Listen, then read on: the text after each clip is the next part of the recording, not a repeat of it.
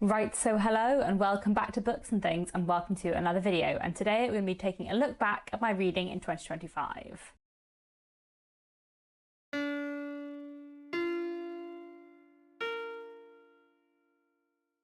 So today I'm going to be doing a sort of stats and goals in review video. I tend to do this every year, and yeah, I thought I'd look at what I read in 2025 and how my reading goals went for the year. So I'll start off with sort of some statistics and, a look at my reading in review, and then we'll get on to the goals later. So in 2025, I read 158 books, which is a very similar number to last year. I have not written down how many I read last year, but I think it was only like 2 or 3 books different. And that means that on average, I read 13 books a month and about 3 books a week. It's interesting though, I suppose, that I read the same amount this year as last year, considering how much I read in December. In December, with my TBR advent calendar, I read a lot of books. I read 29 books in 1 month. So the fact that I overall read a similar amount to 2024 probably means I read less throughout the rest of the year, slightly, because I read so much in December. So that would kind of skew the figures a bit. I don't really have any reflections on that. I'm fine with reading a fewer books, as long as I'm still spending lots of time reading. So in terms of the kinds of books I read in 2025, 81 of the books I read were modern books, by which I mean not classics, books from sort of 1990 onwards. That tends to be where I draw the line, which is fairly arbitrary, but there we go. So, that's just over half my reading was contemporary books as opposed to classic books. I usually read roughly similar amounts of classics and contemporary books. I think last year was slightly skewed towards classics, and this year is slightly skewed towards modern books. In terms of the forms that I read, out of those 81 contemporary books, there were 63 novels, 5 short story collections, 5 works of poetry, 5 works of non-fiction, 1 comic book, and 2 graphic novels, and no plays, which I think is very sad. I'm really sad that I didn't read, well, I read 1 play, 1 classic play, I'll talk about that in a minute, in 2025, but I really love reading plays, and I feel like last year and the year before I read lots of plays, so I'm very sad that I didn't read very many plays at all in 2025. I will also add that saying I read 5 works of non-fiction is not very accurate, because those are like the 5 works of non-fiction that I read in full for fun, for leisure, but I do read a lot of non-fiction for historical research for my writing, but I don't record those books or really talk about them on BookTube, mostly because I don't always read them cover to cover. I usually don't read them cover to cover. I'm usually dipping in and out, or if there is a book that I am reading cover to cover, it's usually because it's so specific and so useful to, for example, the novel I'm writing, that I feel like it would tell you too much about the book I'm currently writing to talk about it. But anyway, so I did actually read quite a lot of non-fiction in 2025, just not books that I have recorded in the way I record my reading for fun. But anyway, that is a tangent. In terms of sort of where in the world I was reading from, in terms of those 81 contemporary books, 54 of them were by British authors, 11 of them were by authors from the US, 3 books were by authors from Japan, 3 by authors from Ireland, and then I read 1 book each by authors from Australia, Belgium, Canada, Denmark, Germany, Iceland, the Ivory Coast, the Netherlands, North Macedonia, Norway, Nigeria, Palestine, South Korea, Spain, Sweden, Turkey, and Zimbabwe. And if you did the maths, which I highly doubt you did, and you realise that adds up to more than 80 books, that is because if an author, say, grew up in one country and then moved to another country and now lives in another country, I tend to just count them for both countries. Those are the contemporary books that I read, and then I also read 76 classics in 2025. And when I say classic, I just mean old books. I just mean books from like before 1990. And obviously, books from before 1990 are really not that old. But anyway, it's interesting to me that that number is not that much lower than 81 contemporary books, because I feel like I read fewer classics in 2025, even though I didn't read that many fewer classics in 2025. So yeah. I feel like, as I said in my favourites video, I feel like I read fewer standout classics in 2025, which makes me a bit sad. But anyway, out of those 76 classics, 59 of them were novels or novellas. I feel like I did read quite a lot of classic novellas this year. 6 of them were short story collections, and I also read 3 individual short stories, or sort of like books so short I wouldn't even really count them as a novella. I also read 7 works of poetry and 1 play.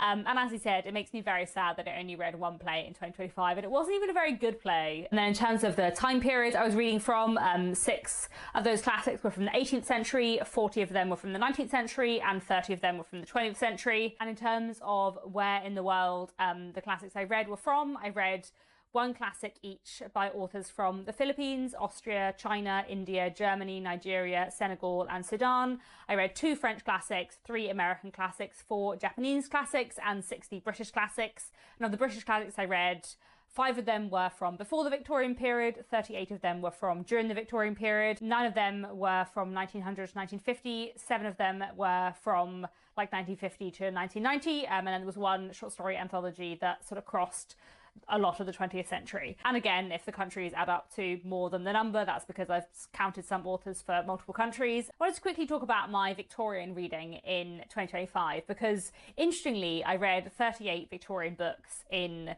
2025, which is the exact same number of Victorian books I read in 2024. But I feel like I read way fewer Victorian books in 2025.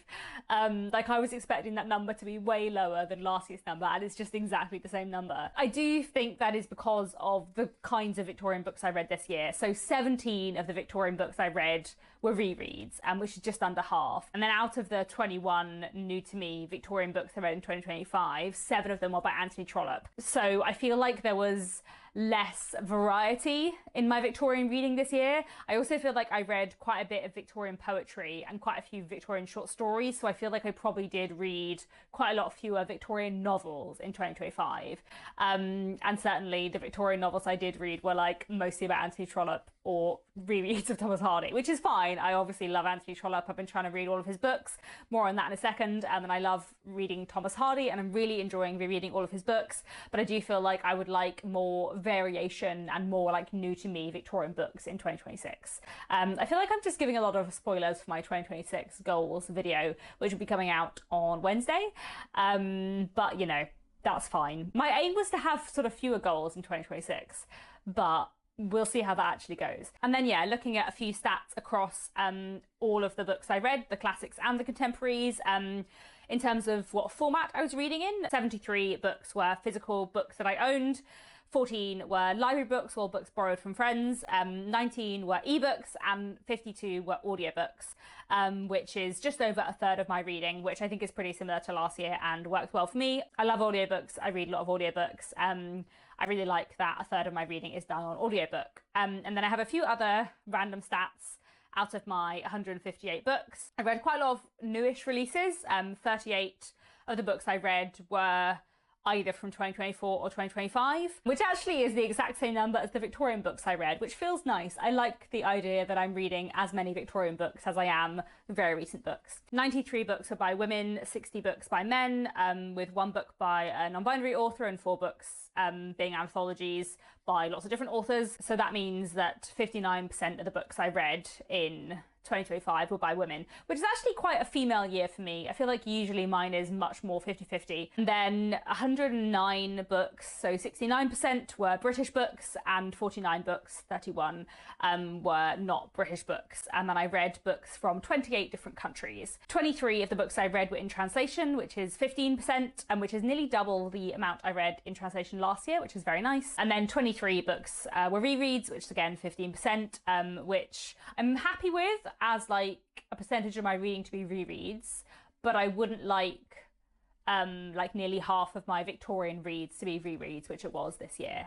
So I feel like that's the only thing I'm not happy with there. That was a quick look at lots of stats, and now let's get on to some goals. So my aim in 2025 is to kind of focus my goals a bit more, and one of my big goals was to work on my physical TBR. At the beginning of 2025, my TBR stood at 62 books, and I said that in general I would rather it be lower, but I particularly wanted to read the 19 books that have been on my TBR for the longest, and I did not read all of the 19 books that have been on my TBR the longest, but I did read 13 in 2025, and I also just DNF'd one at the beginning of 2026. So there are 5 books left that I'm going to be carrying over into 2026. So I haven't completely succeeded on this goal, but I did read 13 of those books, which is good, and some of them were really great. I do feel that I was making really good progress with this goal in the first 6 months of the year, and then much less in the next 6 months of the year. In general, I feel like with all of my goals, the first 6 months of the year were very successful, and then the second 6 months were not. But I think that's just because I was busier in the second half of the year, and you know, that's fine. Reading goals for me are always like a fun gamification of reading rather than like, you know, something to be stressed about. And then one of my other big goals for 2025 was to finish reading all of the novels of Anthony Trollope, which I did not do, but I'm very nearly there.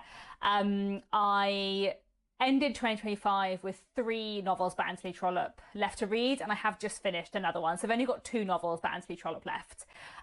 So I'm hoping that I will read one in February and one in March, and then I will have finished reading all of Anthony Trollope's novels by the end of March, just in time to make a bunch of videos about Anthony Trollope in April, which is Anthony Trollope's birthday month, so that seems fitting. So although I didn't finish reading all of Anthony Trollope's novels in 2025, I did read lots of books by him in 2025, and I did reread the 2 books by him that I hadn't read for a very long time as well. So I feel very pleased with my progress towards finishing all of Anthony Trollope's 47 novels. Yes, he did write 47 novels. And the 2 I've got left are The Landleaguers, which is actually unfinished.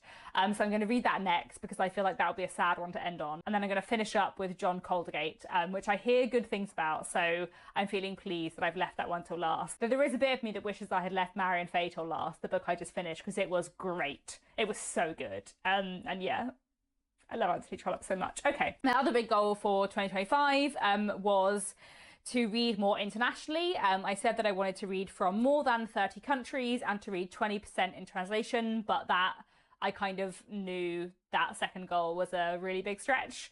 And I didn't quite get there, but I read from 28 countries and I read 15% in translation, which was a lot higher and I think was like double what I read in translation last year. So I'm pretty pleased with that. I feel like I did read a lot more internationally in 2025, and I hope to continue that into 2026. Rather than like wanting to hit particular numbers, I just want to like shift my natural reading habits. And I feel like hopefully my aim to read more internationally in 2025 has helped with that. And then my other sort of goal for 2025, which was less like a reading goal and more like a book buying goal, was to think more carefully about the books I bought and curate my TBR more. And my TBR has got quite big.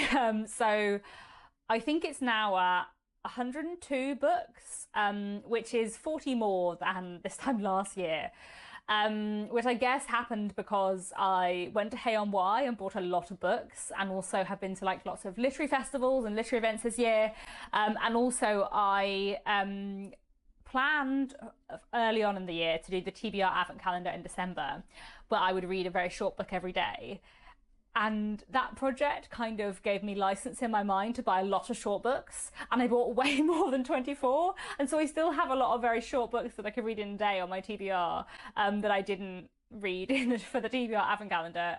So anyway, my TBR is now a fair bit bigger than I would like, mostly because of space reasons more than because of like reading pressure reasons. But I do feel relatively pleased with my book purchases in 2025, and that I feel like they have helped shift my TBR more to reflect my reading taste. I have a lot more classics now on my physical TBR, I have a lot more international literature on my physical TBR, and that's really nice. So even though my TBR is a bit bigger than I would like, I feel like my TBR now reflects my current reading taste more than it did a year or two ago. So those are the kind of big goals for 2025. And then I also had my ridiculous goals reading spreadsheet, which I am showing you here, but I will also put it up on the screen in a more readable way. And we'll just quickly look through the reading goals spreadsheet. I'm not going to spend too much time on this because I was really enjoying the reading goals spreadsheet in the first half of the year, as I have done for the last couple of years, and then in the second half of the year I just really ran out of steam with it, and I'm feeling a little bit done with the reading goals spreadsheet. Like I said, I like reading goals as a way to gamify my reading and to remind myself of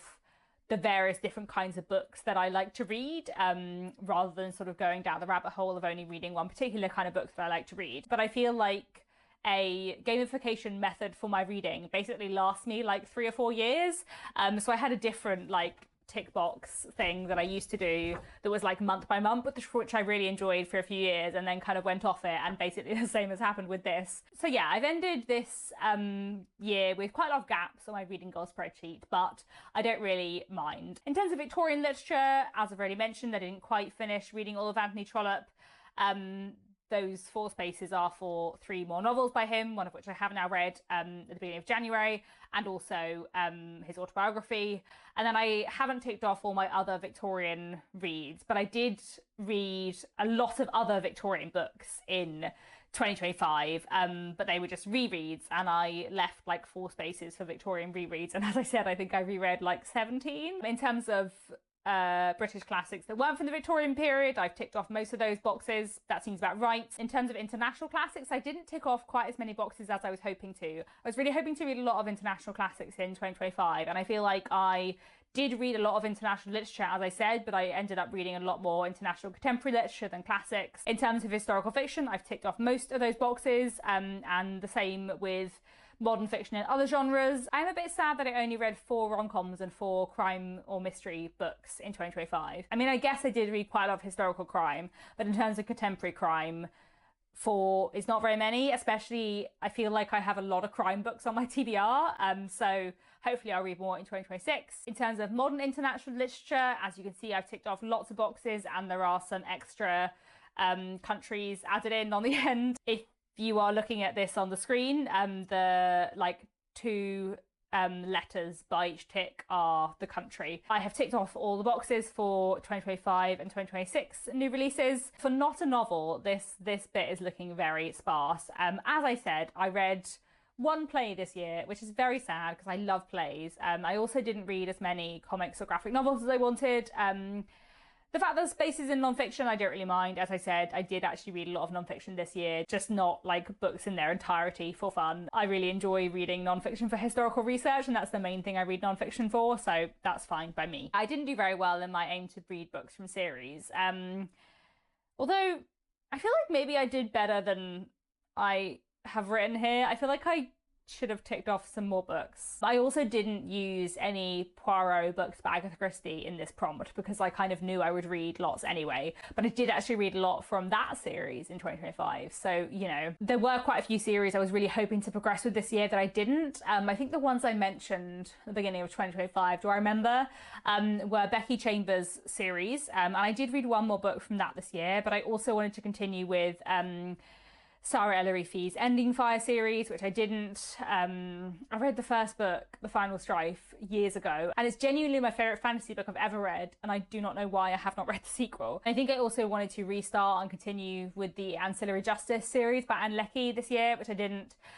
So, you know, maybe in 2026. Finally, my TBR jar pick, which are the 19 books that have been in my TBR for the longest. As I said, I read 13, and there are some empty spaces. So yeah, that's my reading goals spreadsheet. I feel like I've gone through it quicker than I usually do because I'm feeling a little bit done with it. I recommend it if you want to try it, because I feel like it, yeah, has helped increase the variety in my reading, and I have found it fun. But I feel like by the end of this year, I had sort of like lost interest in ticking off goals as I went. Like it had become less exciting than it had been like 2 years ago and last year. So I guess I may be done with that, and that's okay. So yeah, I am pretty pleased with my reading year in 2025. I have some different goals for 2026 that I'll go through on Wednesday, I guess, and I probably want to have sort of fewer goals or less like rigid goals in 2026, which is maybe partly sort of connected with moving away from the reading goal spreadsheet. So yeah, I didn't succeed at all of my goals in 2025, but I did middlingly on some of them, and that's kind of what I'm aiming for with goals. And I am pleased with how I did on the international literature front. Like I said, I didn't quite reach the numbers I had set, but I did read more internationally and from a wider range of countries than I have done in previous years, so I'm really pleased with that. I think that's all for now. Do let me know down in the comments how your reading goals went, if you had any for 2025, and otherwise I'll be back on Wednesday to talk about my reading goals for this coming year.